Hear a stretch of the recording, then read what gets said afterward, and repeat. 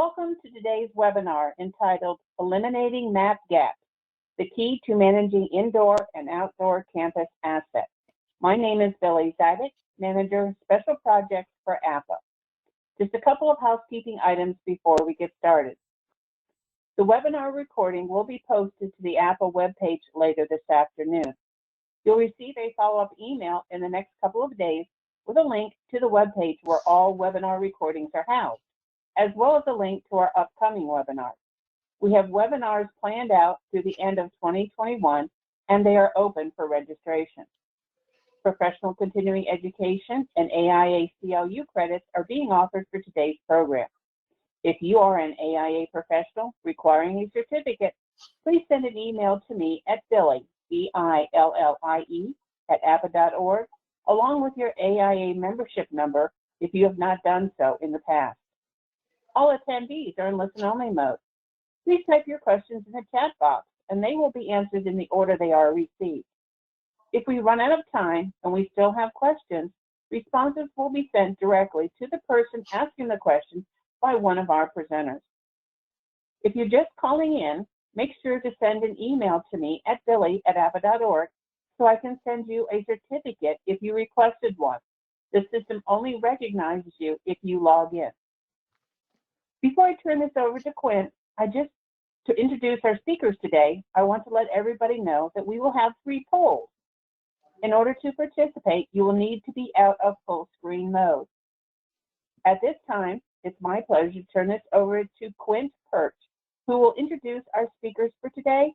I will rejoin you for the Q&A session later. Quint, take it away. Great, thank you, Billie. Good afternoon and welcome everyone to our Eliminating Map Gaps, the Key to Managing Indoor and Outdoor Assets webinar. My name is Quint Perch and I'm the Director of Sales Engineering at Cartograph.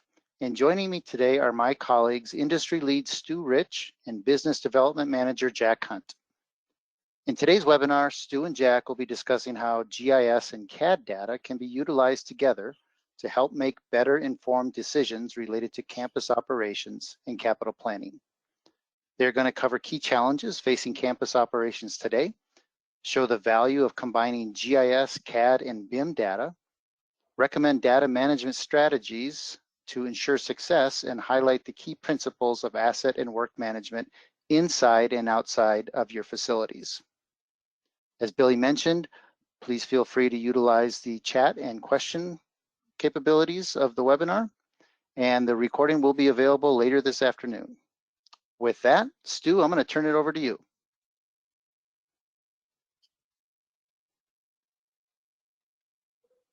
Stu, you're all right. on. Thanks, Quint.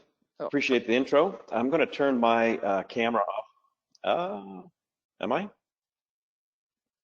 I'm going to turn my camera off to conserve bandwidth here, and we're going to spend a few minutes on slides, and then hopefully we'll have some good discussion at the end. So please do make sure to use the chat and Q&A sections of the webinar.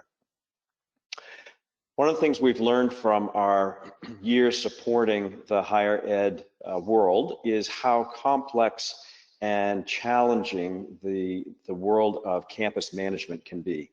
It's a very information intensive world, and it's often very difficult to pull together all the different sources of information you need when it's time to make a decision.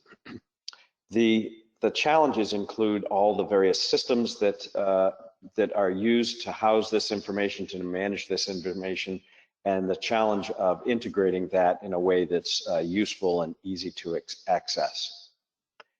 We understand that if you had the ability to aggregate information from a bunch of different sources and put it into a visually intuitive and easy to access system, then you would be able to drive much more efficiency out of your maintenance workflows. You'd be able to extend the useful life of your assets. You'd be able to really optimize the valuable space that you're responsible for, and your ability to report on that would be greatly enhanced. That sounds like a pretty tall order, but there are folks doing this today, and we'll talk about a number of them. So over the next half, 3/4 of an hour here, we're going to go through the overview of the problem. or the opportunity, depending on your perspective. We're going to talk about the fundamentals of how to pull a solution together to address these challenges. We're going to look at a few case studies of what I like to refer to as excellence in action. These are folks that are really doing the best work around the country in terms of their use of information. And then we'll talk just a little bit about how to get started on a journey towards building something more effective for your own campus. So at a high level, when you're trying to manage this really fascinating campus infrastructure that you've got, the challenges are many. You've got many different systems, unlike a water utility or a gas utility that's managing just one system. Campuses manage many. And you've got these beautifully complex buildings, some of them brand new, some of them very old. You've got underground infrastructure that's aging. You've got a budget environment that's very challenging and becoming more challenging by the day. A very complex regulatory environment. And if that wasn't hard enough, along comes 2020 and COVID, just to mix everything up and really focus all of our attentions on innovative solutions to help the whole campus through the challenges of COVID. So let's break these down just a little bit and talk about the many systems that you have to manage.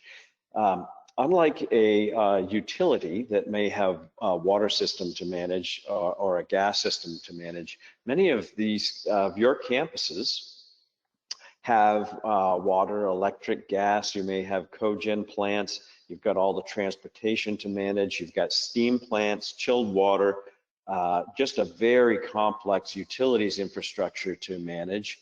And many of those systems are becoming more and more censored. So you've got pressure and temperature sensors all through the network, and you need to be able to manage and monitor that information, and you need to know where all that infrastructure is underground. If you could had X-ray vision and you could look at your underneath the ground campus, it would look like a bowl of spaghetti, because you've got pipes and wires running everywhere. And the last thing you want is for a backhoe to come in contact with one of those utilities. It ruins everybody's day very quickly.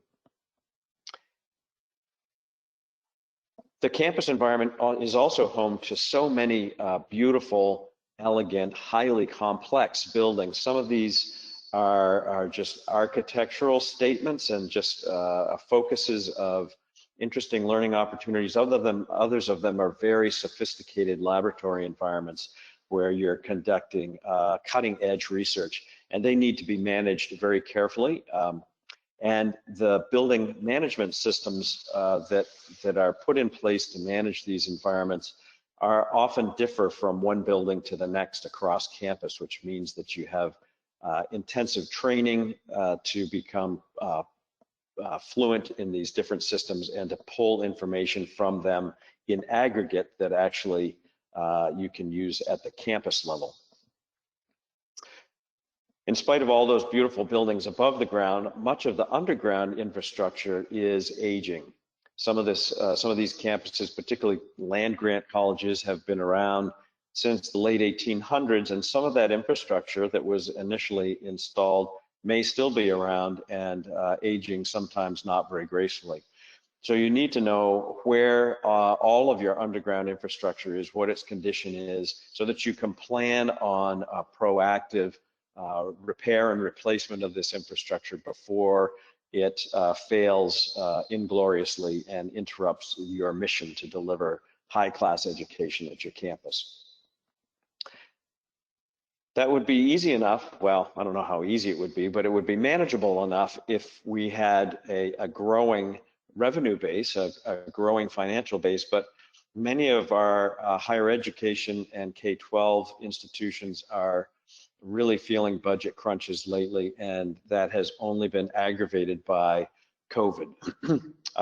While the more well-endowed schools may have a buffer to get them through COVID interruptions in revenue, if you will, Some of the smaller, less well-endowed schools are really being challenged to do more with less, more with less, more with less. And that, of course, only intensifies the need to have good information about where your infrastructure is, how your buildings are performing, and help you highlight those areas where you can become more efficient. Many of the facilities that you're operating either utilize or maybe even generate some pretty interesting chemicals. So the lab environments, the environmental health and safety implications of the facilities you're running imply or require really a very sophisticated response to the regulatory compliance issues that face really any research institution these days. And that again is a very information intensive, documentation intensive effort.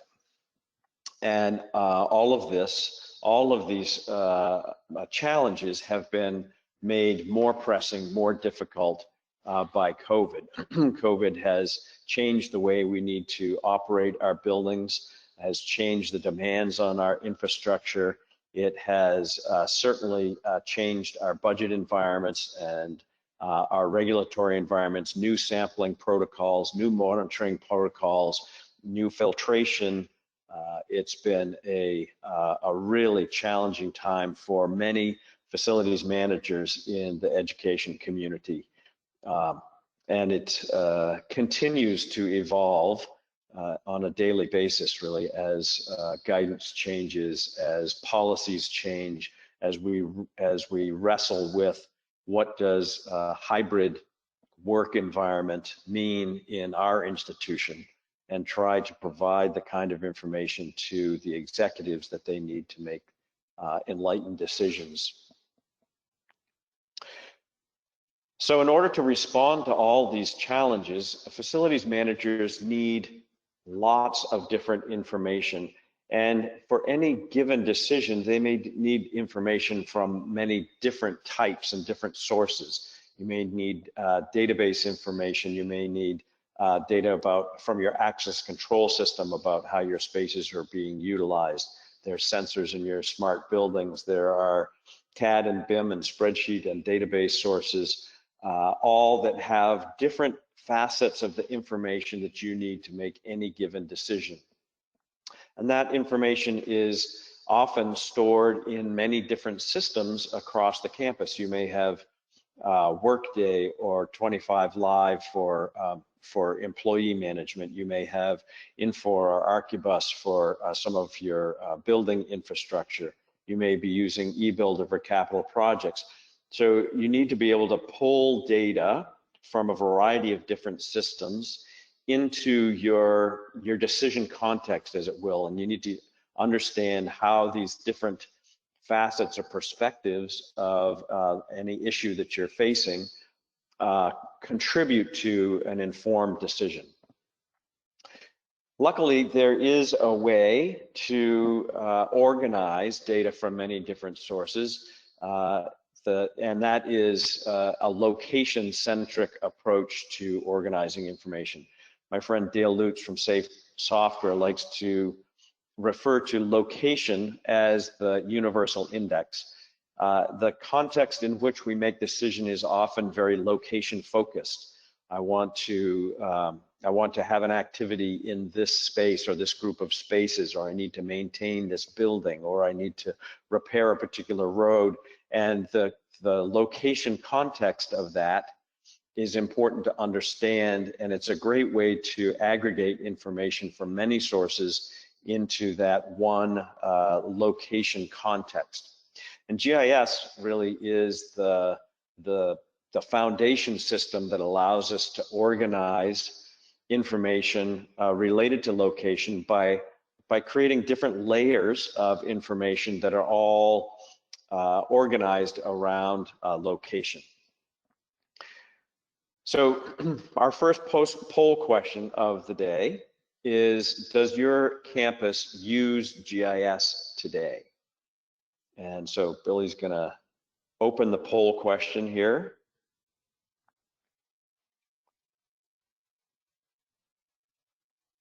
And Billy, you let me know when to move on.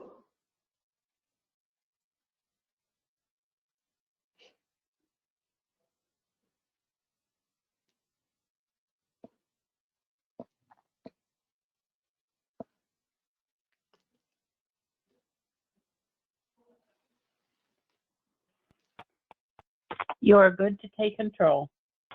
Okay, thank you, Billy. And Quint, can you read out the results of the poll there?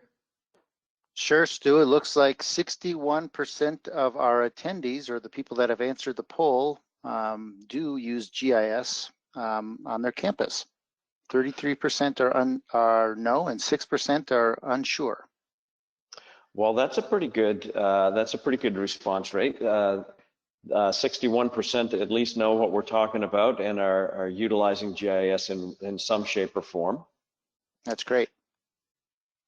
GIS is a system, a geographic information system, and as all the other information systems that we leverage on campus. Any system, in my mind anyway, is made up of 5 different components: hardware, software, data, people, and process. And the thing that enables the system to really work and to work with other related systems is this idea of standards.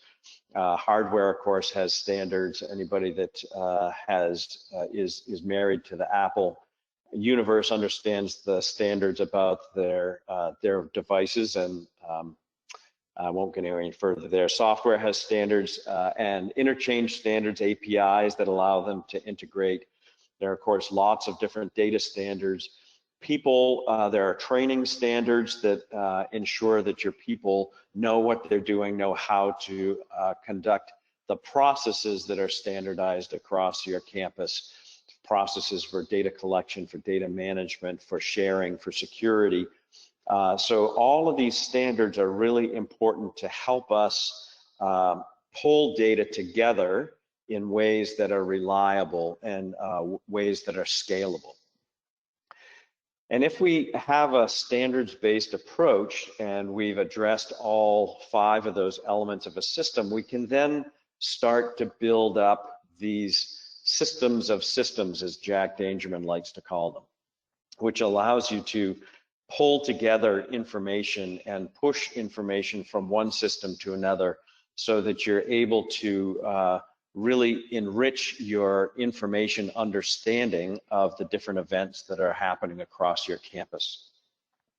So for those 30% or 39% or so that are not using GIS today or unsure, you should be aware of Esri's offerings in GIS. Esri has some tremendous licensing capabilities for educational customers. You may very well have a license already on your campus and just not know it.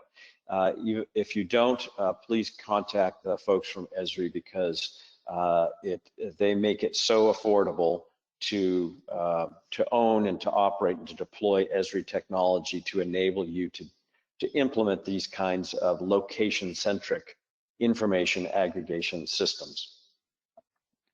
So these integrations really allow you to collect information, to pull information from various different sources, and then apply that aggregated information to different domains, whether that's underground utility infrastructure or space management or building management. Because you have these standardized APIs and standard information models, you're then able to share and combine this information in ways that makes it really intuitive and easy for you to understand what's going on and report and then forecast and budget in ways that you have not been able to before. So at this point, you may be asking yourself, okay, so nice story, pretty pictures, vendor boy, but who's actually doing this in action? Who's doing this in the real world? So let's look at a few examples of folks that are really leading the pack when it comes to spatial data collection, information management at the campus level. And we're going to start with the University of New Hampshire.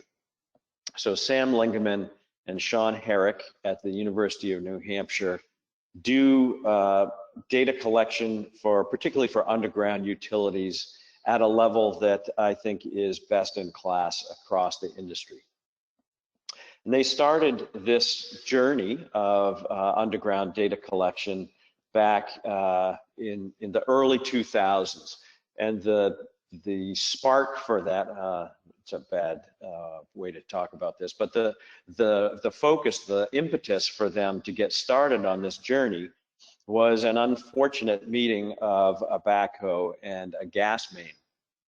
Luckily, there was no one hurt in that meeting, but it really brought forth the risk of not having good information about where their underground utilities were, and it really focused the attention on the impact that unplanned interruptions of underground utilities can have, and the physical risks associated with that.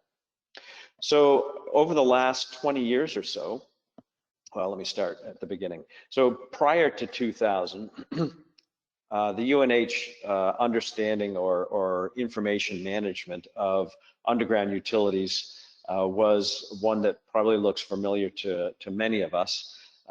File drawers full of old plan drawings, the ubiquitous utility book you see in the upper right there that's held together with duct tape. Anytime anybody'd go dig something up, they'd come back and sketch it in a different color so that would indicate what happened this week. And this information was often incomplete, often out of date, and certainly almost impossible to share readily with all the people that needed access to this information. So over the last 20 years or so, Sean and Sam have put together a team, a system, a collection of hardware, software, of data processes, of training. So they have really all of the different pieces of data collection and data management system. And today, anytime the ground gets open for almost any reason, their team is on the ground collecting information about what's coming out of the ground, what's going into the ground, and they're doing this at just amazing levels of precision, spatial precision and accuracy, and completion. So they'll collect not only spatial data, but attribute data about the infrastructure that's going in. They'll collect photos. They'll collect really a wide range of information about what they're observing going back into the ground. And they're starting now to augment all this with drone data capture to kind of broaden the context of the data that they're capturing.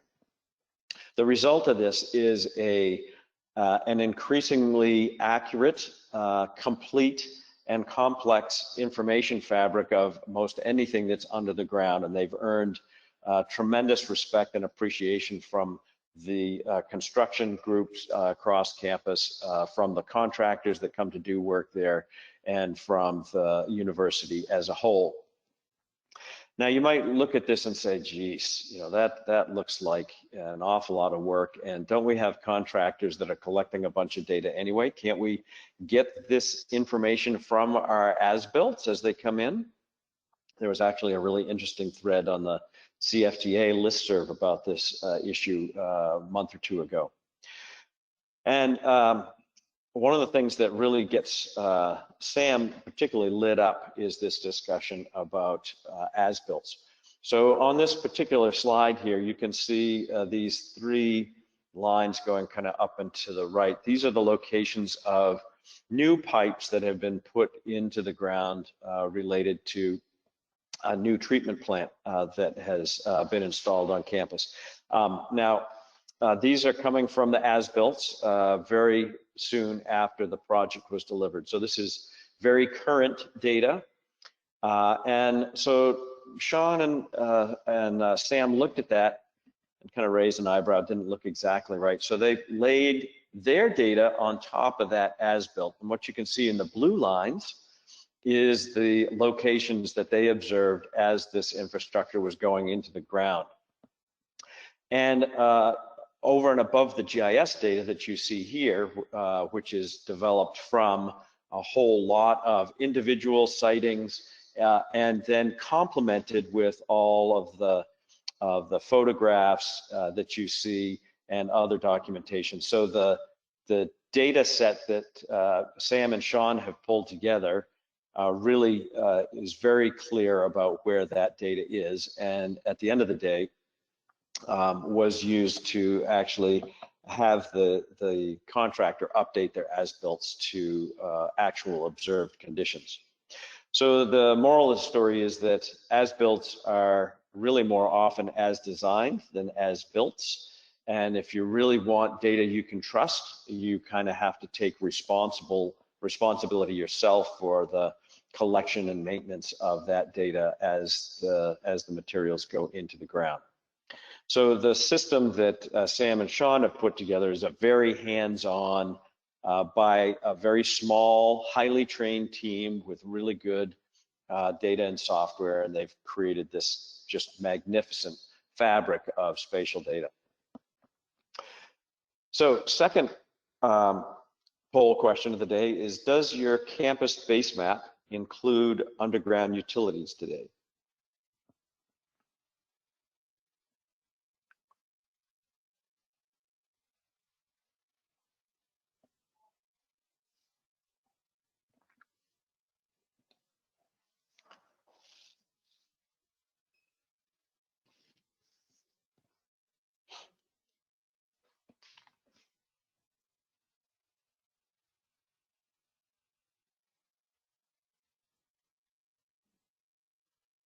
Stu, it looks like our results are similar to our first poll. 64% of the respondents have underground utilities on their campus base maps.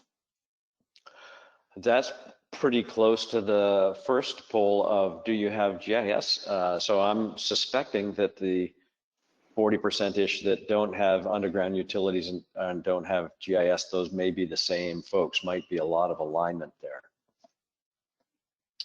So the example that we saw at UNH is just a great example, I think, of very intensive data collection and management, really focusing on accuracy of spatial data collection and precision of that data in pretty complex situations where you've got construction ongoing. But that's not the whole story either.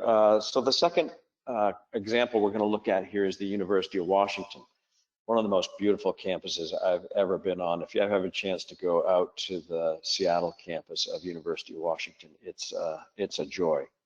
And the team there has taken a base solution like you've seen laid out at UNH, and they have started to layer other information on top of it. And they have engaged other communities to collect and manage their own data on top of the base map that is produced by facilities.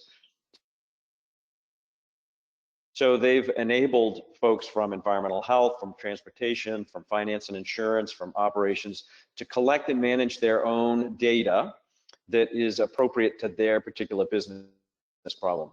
Now, the interesting thing about this data is that spatial precision and accuracy isn't probably the most important thing about the data they're collection, but more currency, is it accurate, is it up to date, is the attribution correct? So you can see here all the little apps with orange boxes around them.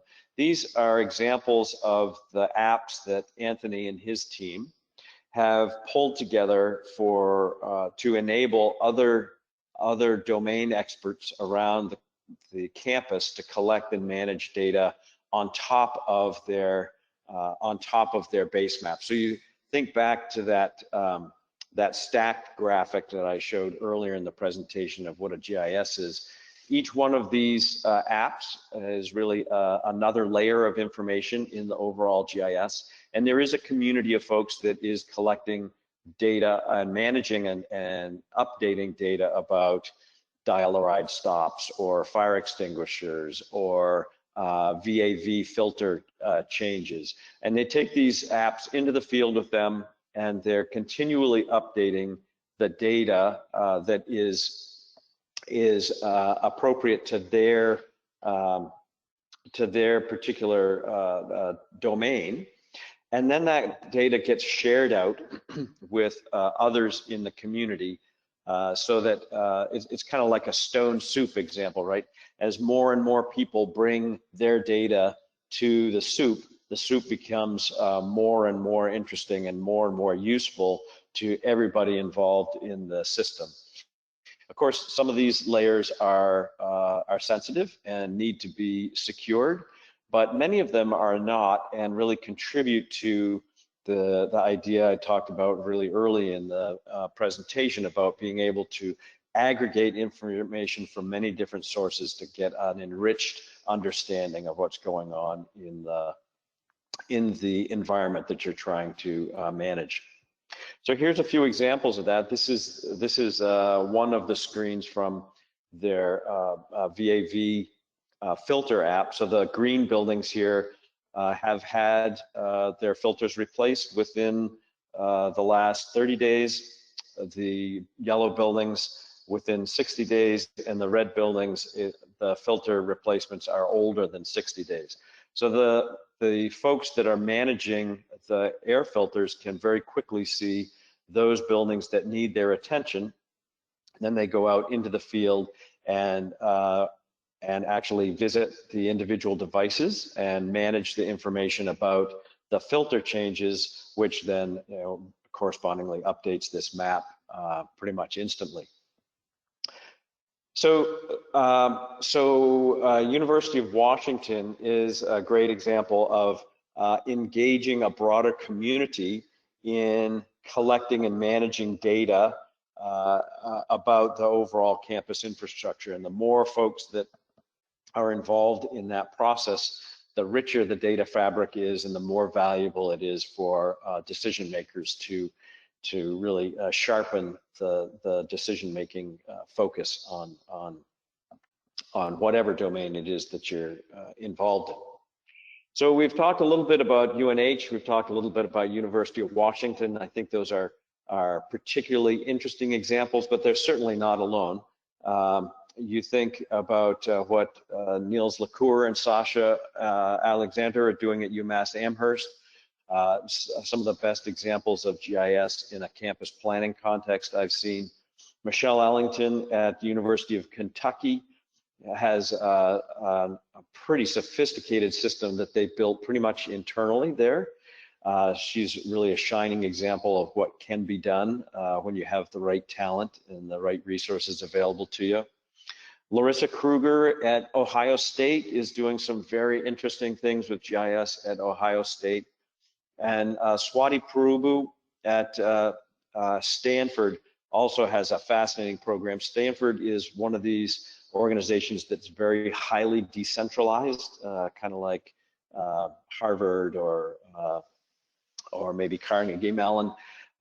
So the challenges of aggregating information across not just system boundaries, but organizational boundaries can be really, really difficult, but Swati's done a magnificent job in creating processes and systems that really enable her to have really reliable, comprehensive data across her whole campus.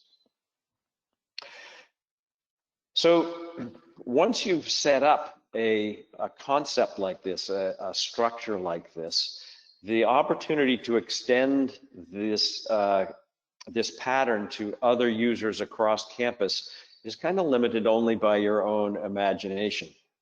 There are safety and security aspects that can be fielded for the generation of emergency response plans, evacuation plans. This is another area where University of Washington has done some very interesting things. And once those data are prepared and managed by the system experts, it's really easy to share those out in a very cost-effective way. Environmental health and safety. This screenshot is of a national lab, a medical research facility, and they're using the system to capture their sampling for asbestos and for mercury and other kind of nasties that get generated or built into the environment, so that they can then go back to any particular facility and look at the whole investigative and treatment history of any space, any building, and understand whether there's further remediation needs to be done or whether they can safely repurpose an area for a new activity. Operations and maintenance is kind of the obvious one in terms of being able to locate all of your high value assets, your high maintenance assets. We think about HVAC, we think about roofing, fire safety systems.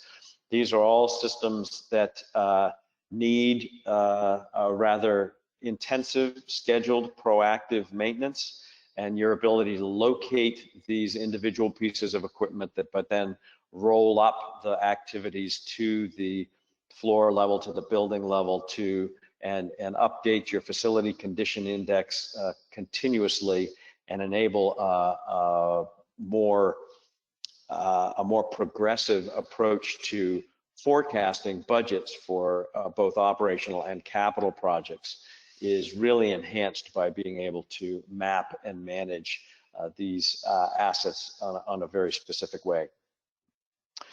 COVID has proven to really shine the light on those organizations that are data poor. Lots of pretty pressing right now kinds of questions about how we're going to manage our back to the office strategy. How are we going to repurpose our floor plans? What does hybrid mean in our organization? Those are all questions that really need data to support the conversation about how policy gets developed. So having good location-centric data about your buildings and how they're being utilized, how they might be utilized in the future is really, really important. As we transition into whatever hybrid means for you, the concept of being able to reserve spaces for future activities is going to become more and more important. So if I'm going to be in the office only a couple of days a week, I want to make sure that I'm the days that my team is. We want to be able to make sure that the spaces we need to collaborate are available for us, and being able to reserve spaces is an important part of managing buildings going forward for sure. So last poll question of the day. Does your maintenance management system support location and maps today?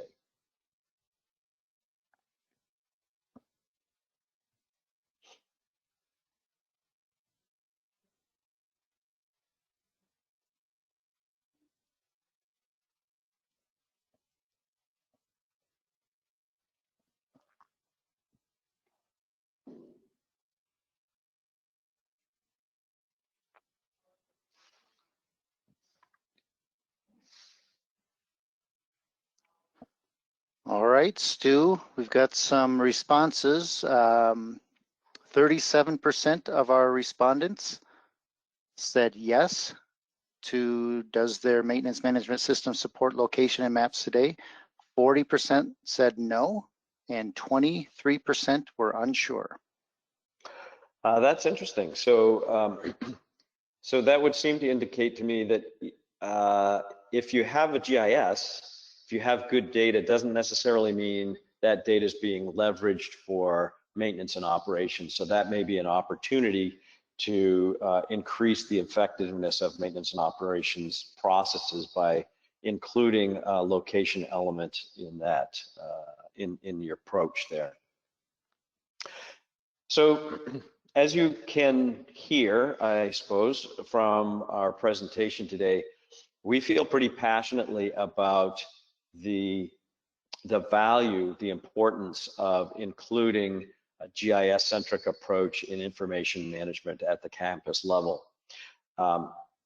We feel pretty passionate about understanding how things relate to each other in the landscape inside the building as we go about our day-to-day work.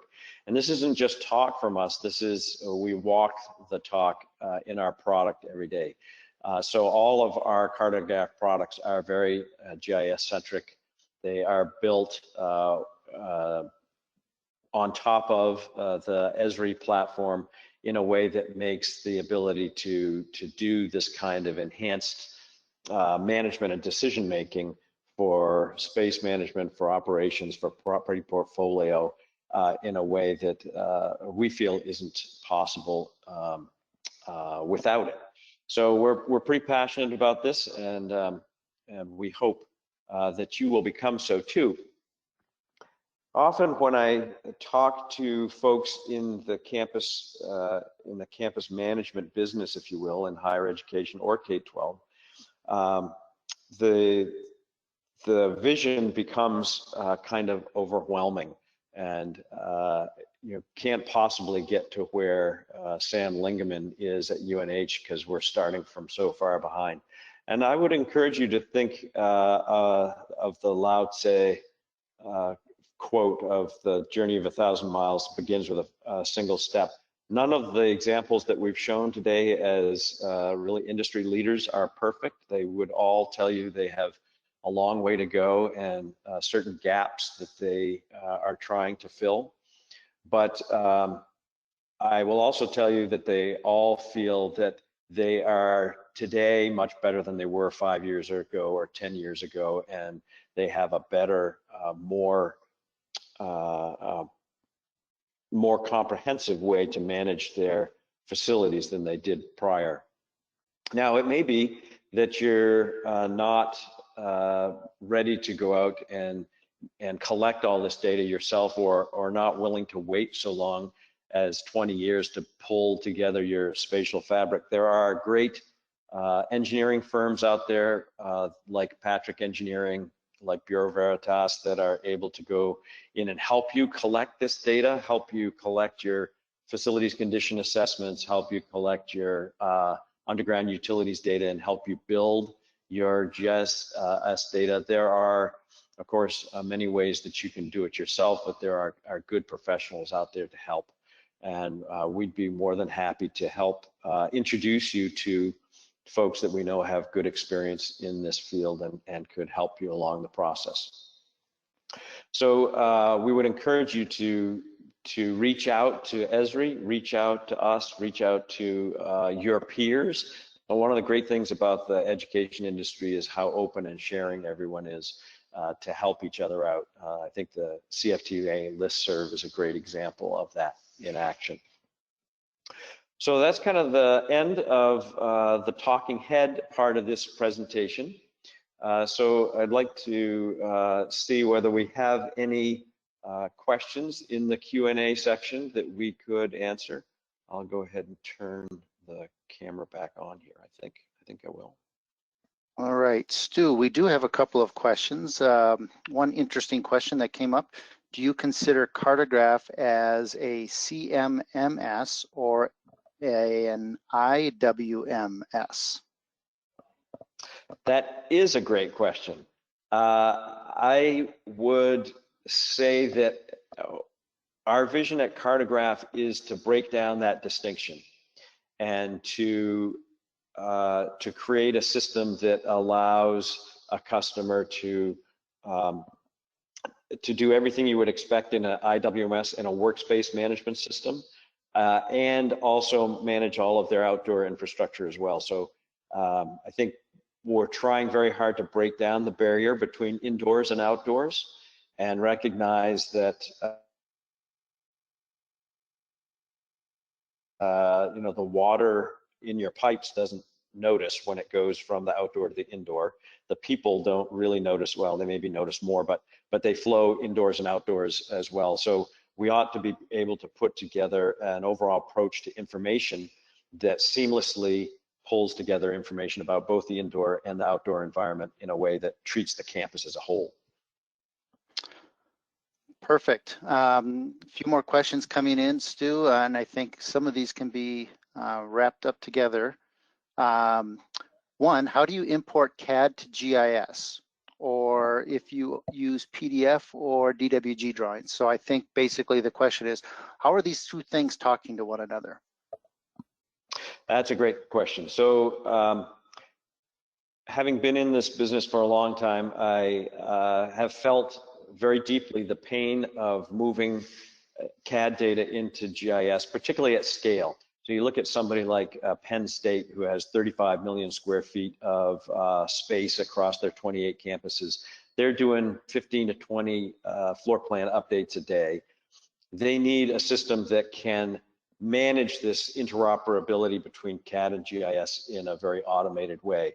And so we've worked very hard to build on top of Esri's tools and on top of Safe Software's tools, these very automated processes that pull data from a CAD source or a BIM source. Increasingly, Revit is really important in your spatial data fabric.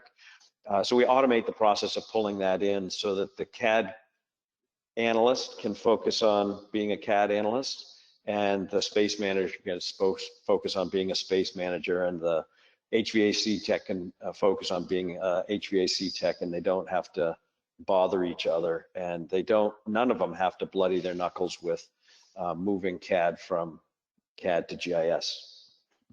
All right, along those lines, and I think you answered it as part of your response to this, but I assume that Cartograph will be able to incorporate the use of BIM models as well. Yes, absolutely. Revit being the Autodesk flavor of BIM, is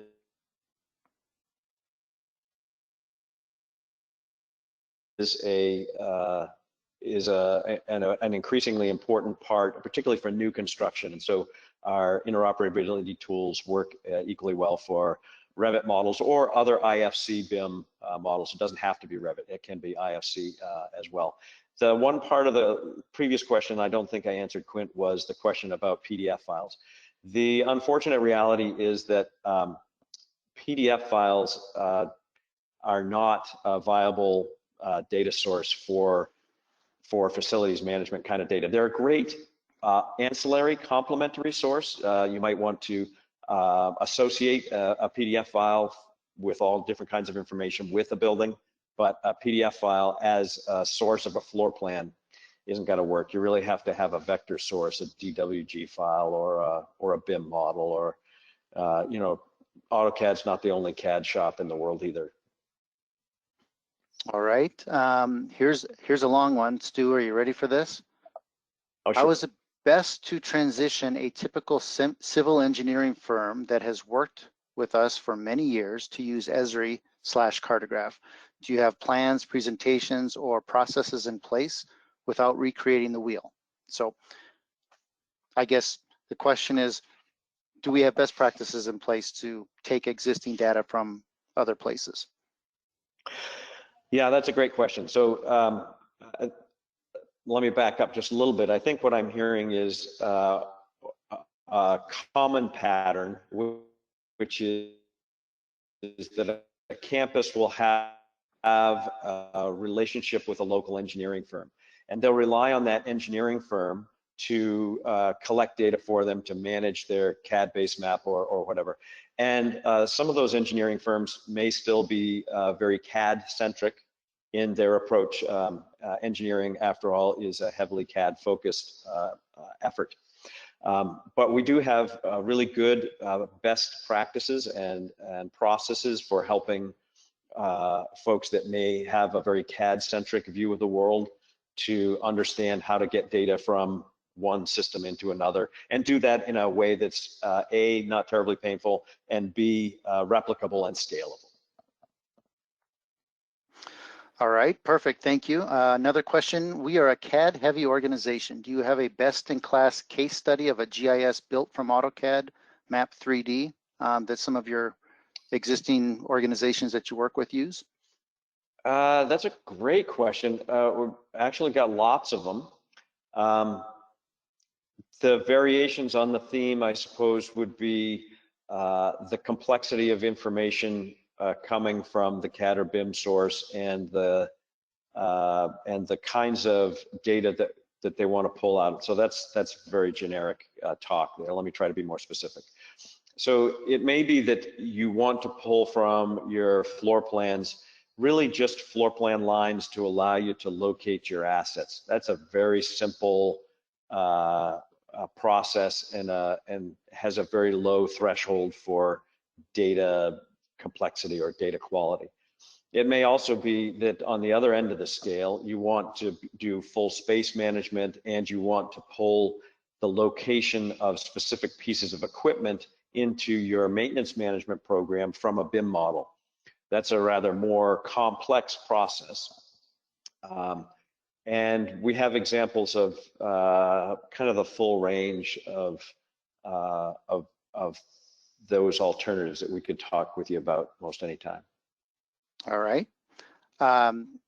Two last questions, Stu. They both kind of deal with the same thing. Oh, I spoke too soon. There's a third one coming. Our campus uses Arquibus for space data. We also use VFA facility for tracking facility condition data. How would these two platforms work with GIS? And follow-up question to that is, does GIS integrate with VFA? That is a really interesting question, and it may take me just a minute or two to try to break it down. So let's take the Arquibus implementation first. So Arquibus actually has a really good system in place to enforce data quality at the CAD level. So pulling data from an Arquibus source into GIS is remarkably free of risk because Arquibus does such a great job of enforcing data integrity in the CAD files. So that's something that we have done a lot of and works really quite well. The question of VFA is rather more interesting.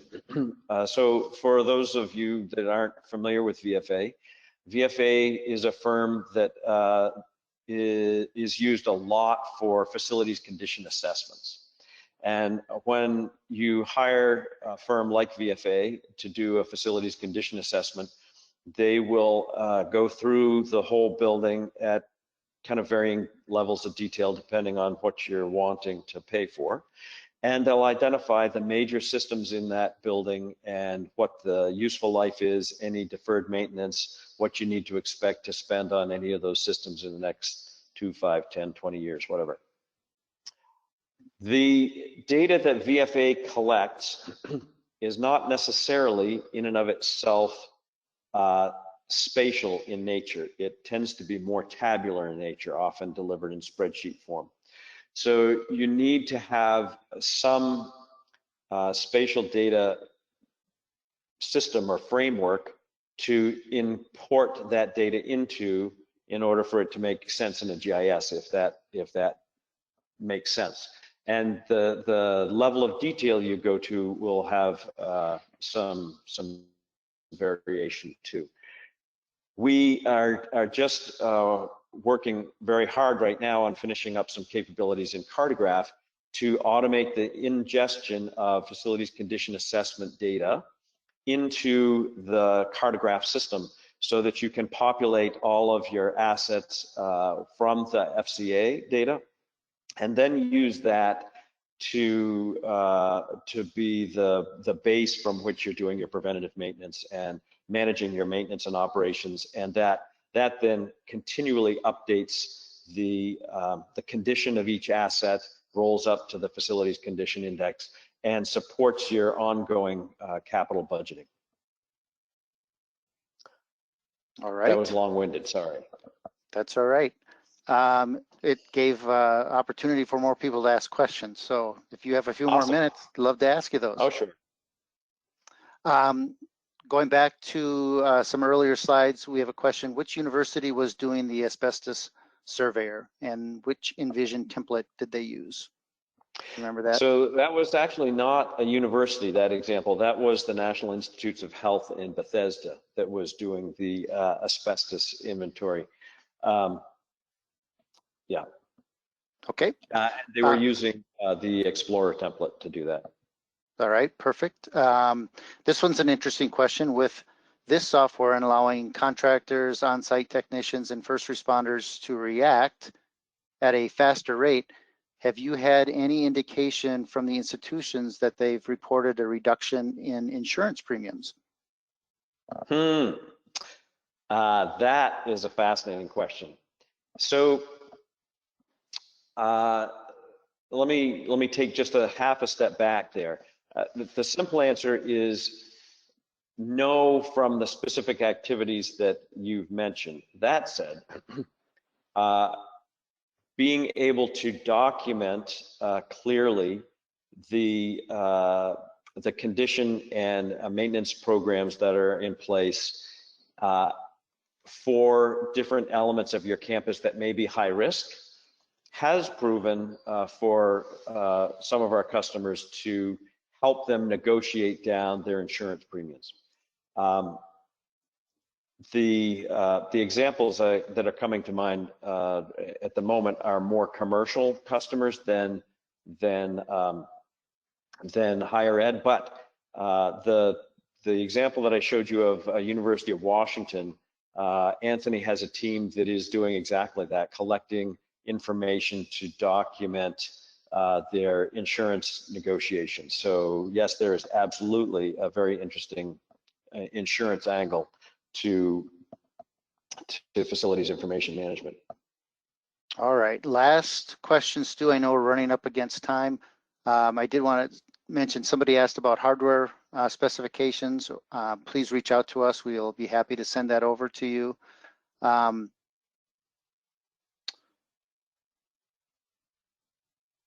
If one were to contact a firm to perform a campus-wide facilities condition index, who is best positioned to provide information into Cartograph? So I'm assuming that there are a number of vendors that you're familiar with, Stu, that can provide that information and content into Cartograph. Yes, that's right. So we have a number of partners that do facilities condition assessment and data management as kind of their core business. And these partners also have had specific training in Cartograph. They have actually participated in helping us design our FCA, FCI solution so that we're able to kind of capture their deep knowledge and expertise in facilities condition assessment and that process into our operational system, which allows that data to live on and be continually updated. So we'd be happy to introduce you to several of those firms, and depending on where you are in the country and the size and complexity of the FCA you're contemplating, there may be some that are more well suited to that project. Perfect. I think that's it. Everyone is mentioning how great your presentation was, Stu. So nice work. Thank you for all the great content. Well, thank everybody for showing up today. This is an area that really fascinates and excites me, and I would love to talk to anybody who's interested in continuing the conversation. Well, Stu and Clint and Jack, thank you so much for taking time out of your busy schedule to be with us today. And to our attendees, as always, thank you for taking time out of your extremely busy schedule to view our webinar today. So until next time, be safe, stay healthy, and be kind to one another. Thank you so much.